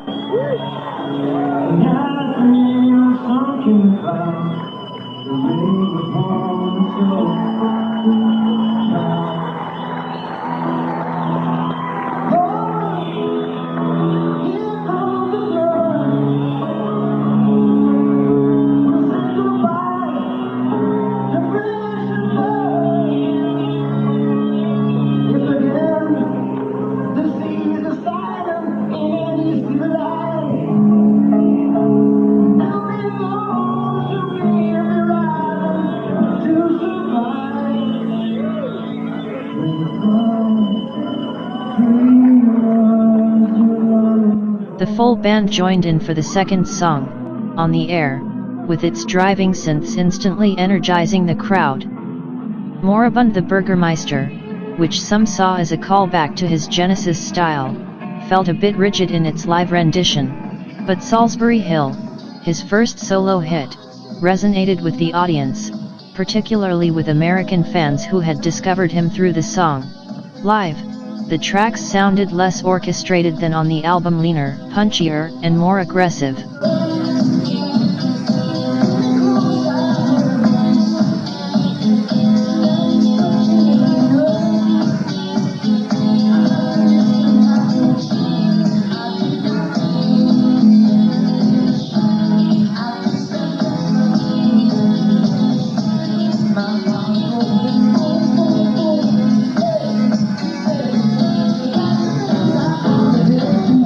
Alongside his solo material, Gabriel included a few unexpected cover songs in the set. Marvin Gaye's "Auntie That Peculiar" paid tribute to his love of soul music.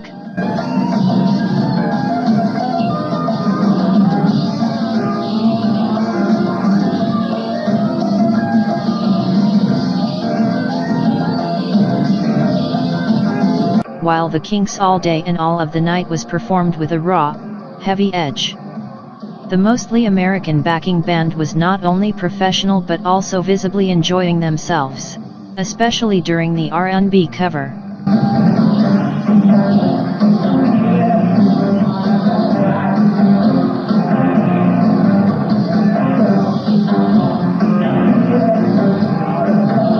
The atmosphere on stage was relaxed and playful, something that even well-established bands sometimes struggle to achieve live. Gabriel himself seemed to revel in the experience. The new Peter Gabriel, the solo artist, had, as he put it in the first album's big single, Salisbury Hill, walked right out of the machinery of Genesis' excessive presentation. That song, still one of his most memorable, has been covered by everyone from Lou Reed to Erasure. Speaking to his strength as a songwriter, the tune with perhaps the broadest appeal is also one of his most personal, purportedly about his decision to leave Genesis.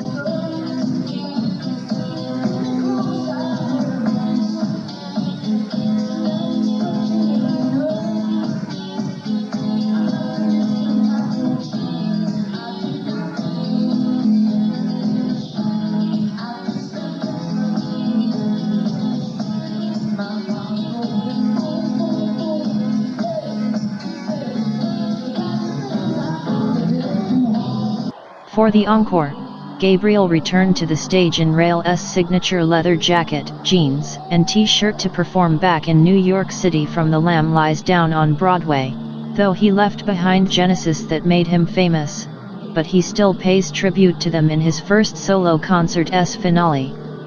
At the close of the set, Below, he ends with a Genesis song, Back in New York City. It doesn't feel out of place at all, proving perhaps that, even without the makeup, as all music writes, Peter Gabriel was undeniably the work of the same man behind The Lamb Lies Down on Broadway. He was well aware that fans expected both his solo material and some Genesis songs. Throughout the show, some attendees had expressed disappointment at the minimal staging and the exclusive focus on his solo work. However, when he launched into Back in New York City, the audience erupted, leaving them wanting more. And they got it.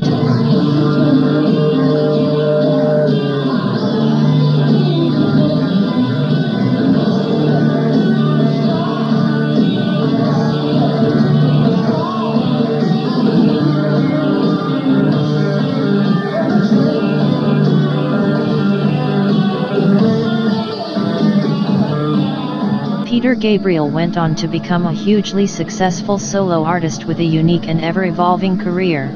Looking back today, his time with Genesis is merely a footnote in a career that firmly established him as one of the most distinctive voices in music history.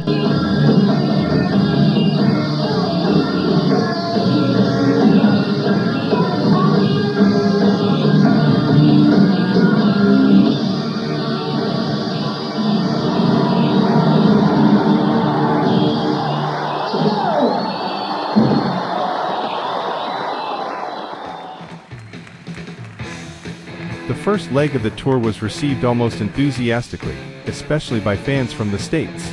The fans were not disappointed, because the slogan "Expect the Unexpected" fully reflected what had happened. No one expected Gabriel's concerts to look like this. In order not to be unfounded, let's listen to a review of one of Gabriel's concerts from that memorable period.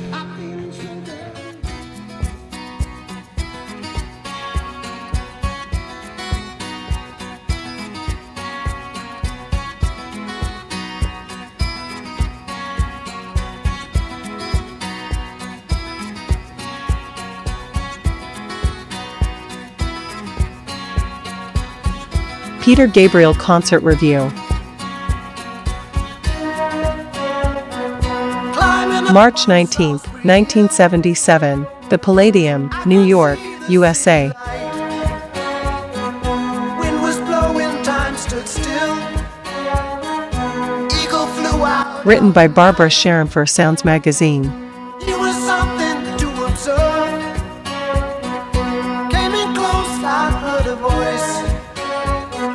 Standing, stretching every night. On the road, Gabriel knows what he likes.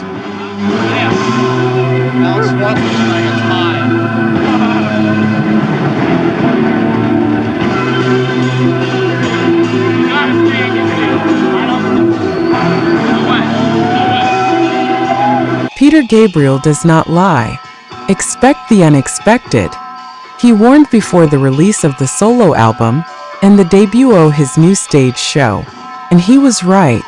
Oh my God. One kid sighed as the curtain opened and Gabriel launched into Here Comes the Flood. Sitting demurely at the piano decked out in a gray striped suit. God, he looks different, a fan observed. Different was an underestimation. He looked totally individualistic. The Peter Gabriel show is just as strange as people would imagine, simply because it's not strange at all. Gabriel has done the impossible, presenting a totally straight pop show with gentle overtones that border on the absurd. He kicked off with Here Comes the Flood, and the crowd cheered when they heard the first strains of synthesizer. The band were professions. Steve Hunter looked the part of a rock star, dressed in flash leather gear. Robert Fripp was almost completely unrecognizable, dresses in black, sitting on a stationary stool at the corner of the stage. Using a wireless microphone, Gabriel abandoned the piano, moving stage center for Moribund the Burgermeister, and the audience cheered. No sooner had he begun to strut round the stage than his presence was totally hypnotic, just as potent and perhaps more sexy than days of old.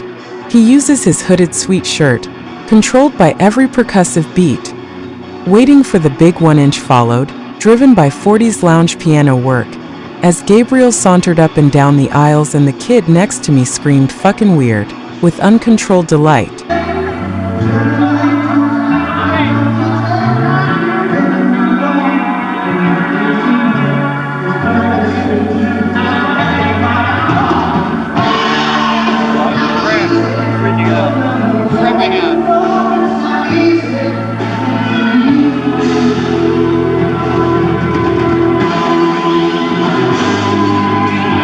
When Gabriel trod down our aisle during the next verse, one energetic fan nearly trampled my bag of death. The audience was electrified with the unexpected. "He's crazy," they scream in unison. "The guy is nuts." But Peter Gabriel is totally sane, giving the only sensible performance he could at this early stage in his debut career as a solo artist. The next song proved that if Gabriel isn't crazy, at least he's weird. It was a new number, done with a synthesized Mickey Mouse vocal effect, sounding like an air balloon from the theater of the absurd.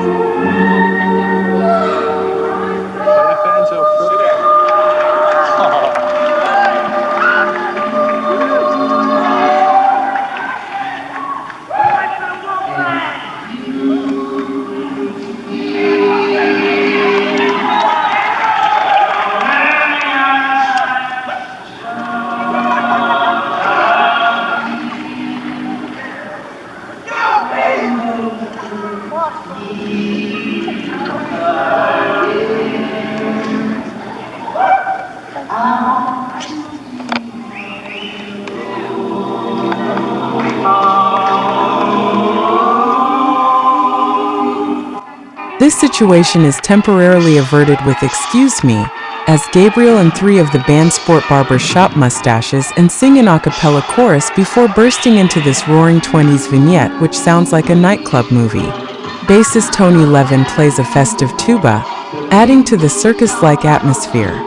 Throughout the show, Gabriel acts the part of an excitable boy allowed to indulge in his own private rock and roll style fantasies. When he breaks into "Ain't It Peculiar," his R&B roots are prominent, even if the kid next to me has never heard the song. But the real clincher is the Kinks' classic "All Day and All the Night," which features a divine Steve Hunter guitar solo and an impeccable vocal from Gabriel. Strutting the stage like an authentic 60s pop star, Gabriel radiated enough sex appeal to create mass hysteria down front.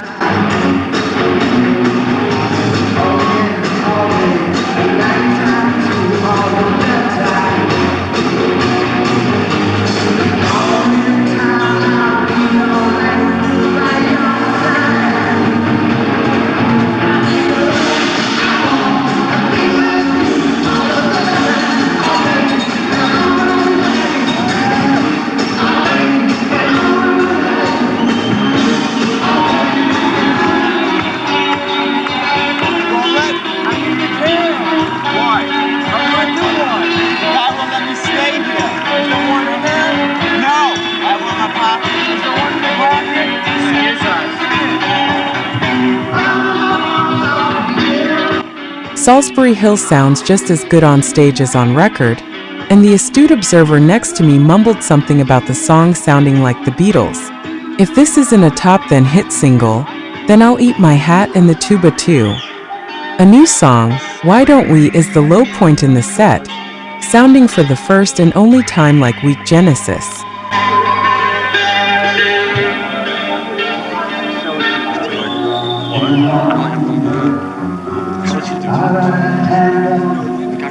That's impossible. Well, how long does it take for you to do it? It's got to fill up soon. But next up is Humdrum, which hasn't yet been perfected on stage, but still creates authentic tension. Slow Burn is excellent, supplying the theme music for a film that hasn't yet been written and never exists. The lyrics and tempo changes are totally schizophrenic, creating a paranoiac urban atmosphere. When he's good on stage, he's great, creating a cinematic effect like the Yardbirds sequence in Blow Up.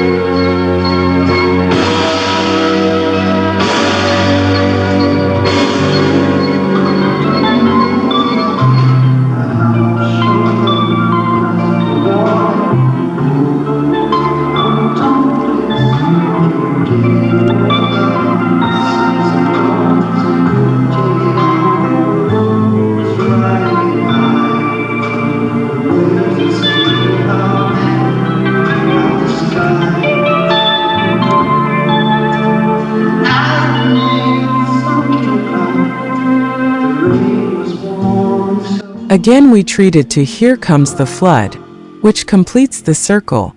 But Modern Love is the real showstopper, stuffed with enough rock and roll energy to make several kids scream, "Take your shirt off." Down the Dolce Vita follows, driven by frenetic disco beat before the band departs merely to return with the only Genesis number for the encore.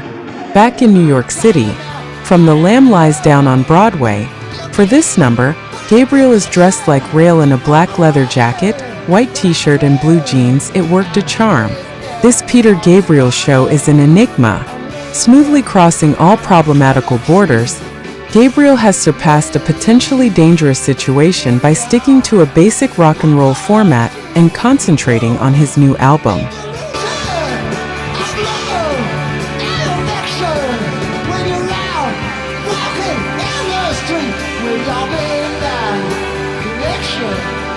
This Peter Gabriel audience knows what it likes.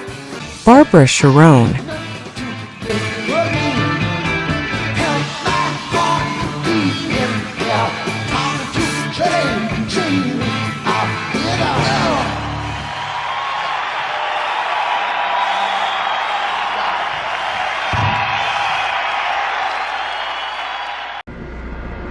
The second leg of the first tour.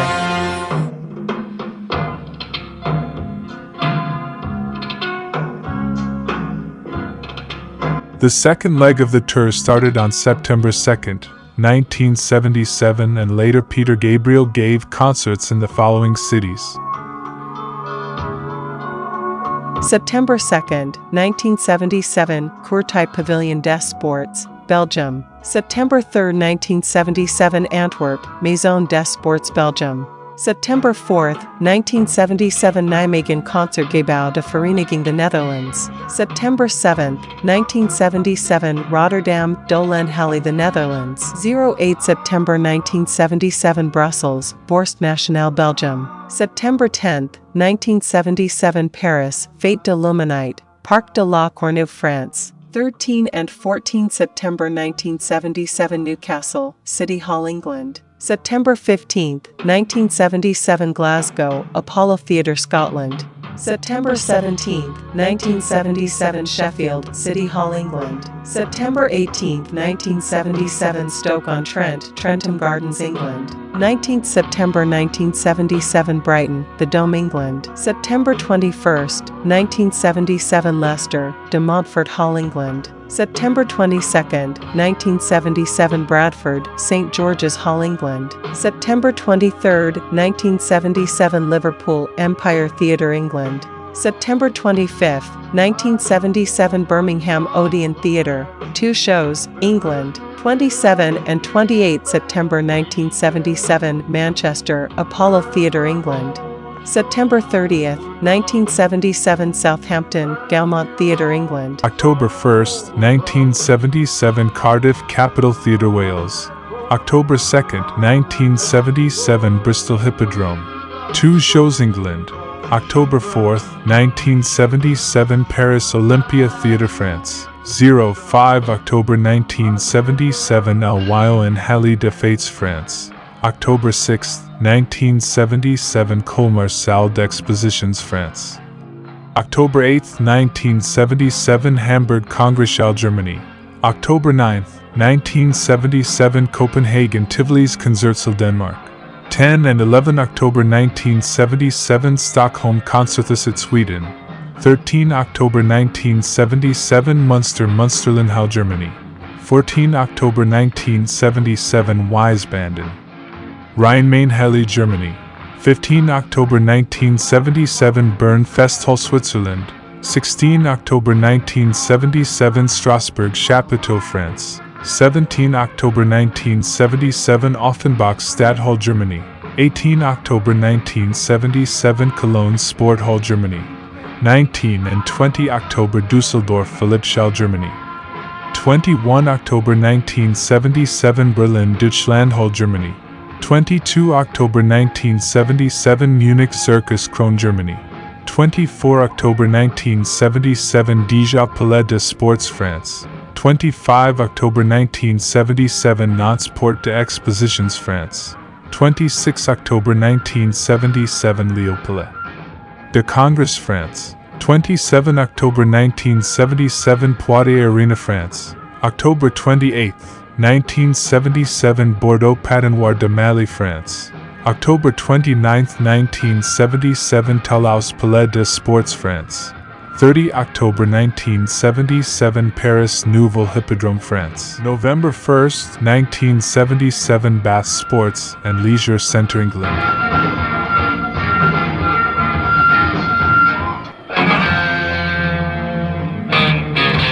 Compared to the spring concerts, the lineup of the band accompanying Gabriel has changed significantly. But maybe he himself should introduce who accompanied him during those concerts. Let's give a voice to our hero. Peter, can you tell us who plays with you on stage, actually? Yes, at the moment we have on keyboard synthesizers, Bayeti, on drums, Jerry Murphy, on guitar, Sid McGuinness, and on bass, Tony Levin.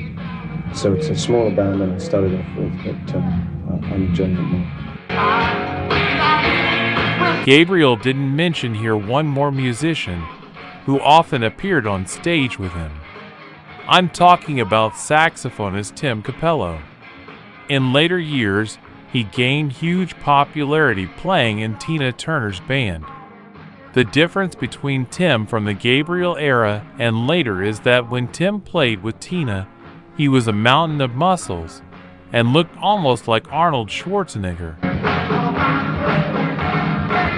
At that time, almost every journalist asked Gabriel why he was entering the crowd of fans. It looked something like this. Suddenly, the lights in the hall would go out. A moment later, they would come back on, except that Gabriel was no longer on stage. Now the entire audience would start looking for him. He was not visible, but he could be heard. And suddenly Gabriel would appear either in the back rows of the hall or on one of the balconies, if there were any. It would simply arouse enthusiasm among the audience. And those who were close to Gabriel would want to at least touch him. Later, this trick turned into his famous jump into the audience while playing the song, "Lay Your Hands on Me."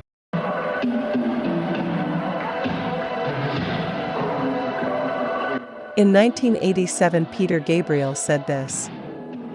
It's a trust exercise. I had spent a long time thinking about how to bridge the border between performer and audience. I thought, maybe the ultimate thing you could do as a performer would be to fall backwards off the stage. Except for a couple of times it worked very well.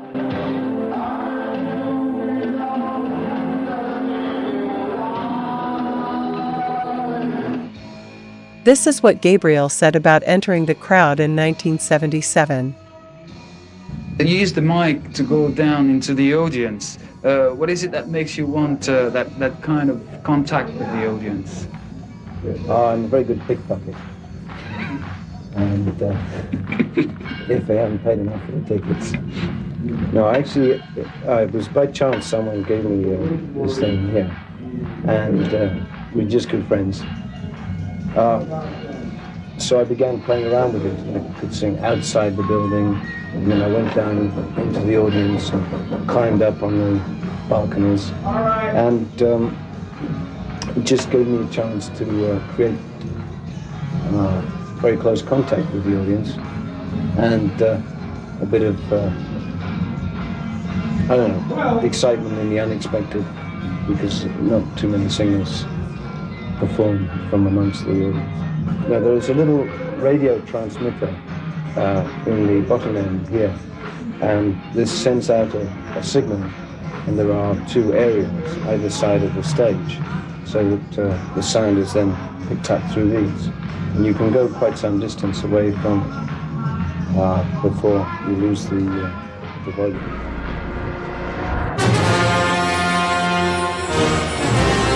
Bank robbery. During the European tour, an event took place that may seem funny today, but at the time the musicians were certainly not laughing. Gabriel's charm and sincerity was not immediately obvious to the Villiget Swiss police during the last leg of the European tour in October 1977.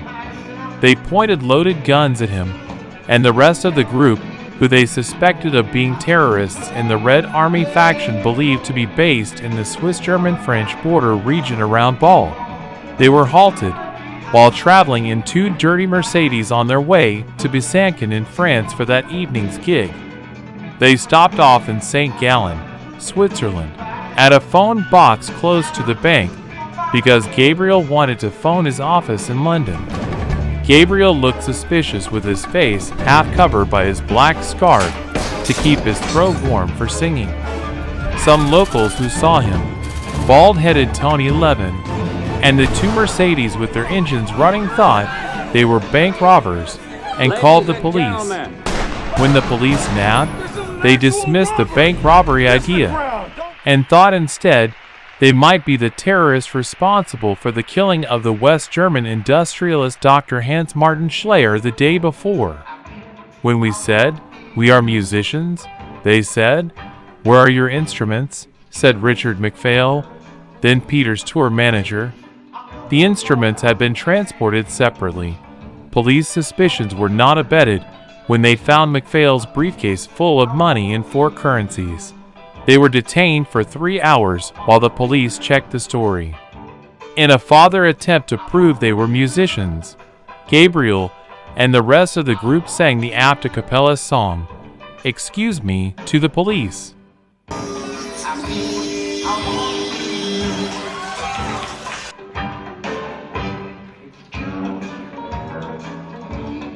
There was a slight quaver in the voices, said Gabriel, but otherwise the performance was intact. A week or two before we played in Bern, and I still had a copy in my briefcase of the local permit which the promoter had to organize, said McPhail. It was a very official-looking document with the names of the musicians on it. They were finally released after 3 hours detention when their Swiss promoter verified the story, and they managed to reach that night's gig within minutes of its starting time.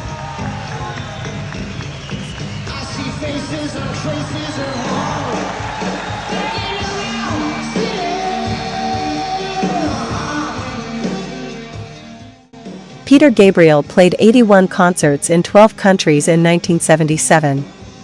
He offered the entire content of his debut album.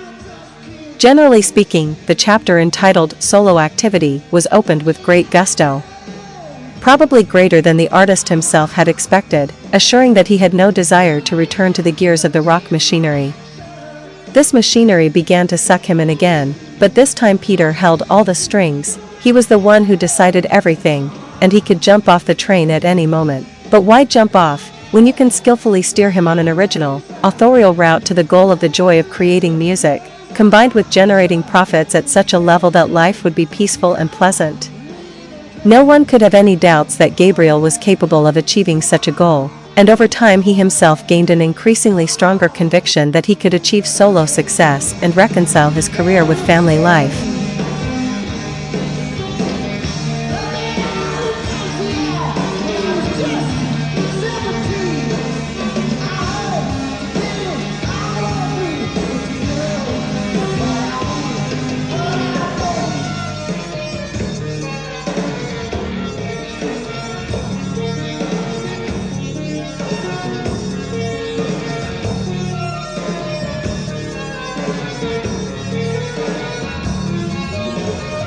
At the end of 1977, his second daughter, Melanie, was born. This time, the birth went smoothly, but Peter was needed more and more at home, and he had no intention of forgetting that. "I love being a father," he assured. "It's wonderful to be able to watch children grow. One of my favorite moments of the day is bedtime, when we put the children to sleep. I now have 2 girls, of whom I am incredibly proud."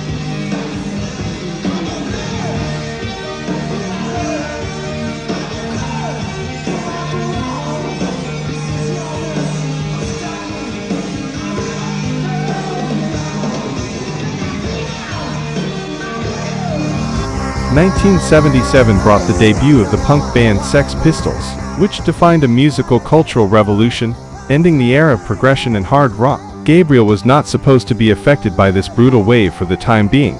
He, as a fugitive from the Genesis art rock ship, could appear as a positive punk hero, renouncing prosperity and musical triumph of form over substance. For the new wave, he was slightly more credible than the entire top league of the British scene at that time. Almost all those who had been considered demigods just a moment earlier were under censorship, like Pink Floyd, Genesis, Yes or Jethro Tull. All of these groups were either too strange and incomprehensible for punks, or too rich. Gabriel missed out on riches when he left Genesis, and he managed to get rid of the strangeness to a large extent. The tour was a success, proving that Gabriel was a force to be reckoned with. And while it took him much longer than his former bandmates to reach stadiums around the world, this experimental and progressive music resonated with fans and record buyers alike. Car is an album that holds up well in 2025.